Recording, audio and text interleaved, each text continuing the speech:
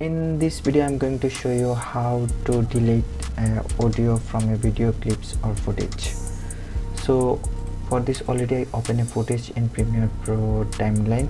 Here is the footage. I am going to delete the audio from this footage. Press Alt T from keyboard or Option key from keyboard, then select this footage, the audio clips, and press delete. Okay, here is the only video footage. Press Alt key and select the video footage and press delete. So here is the audio footage only.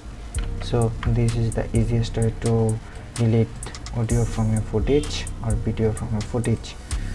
There is another way to delete or separate this one, this audio clips or video clips. So click and select and right button from mouse and unlink the footage. Select audio, delete. Also you can move it anywhere you want. See, you can move it differently.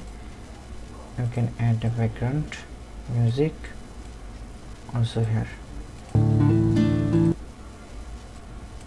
See, so I hope this helpful. Thank you for watching. See you in the next video.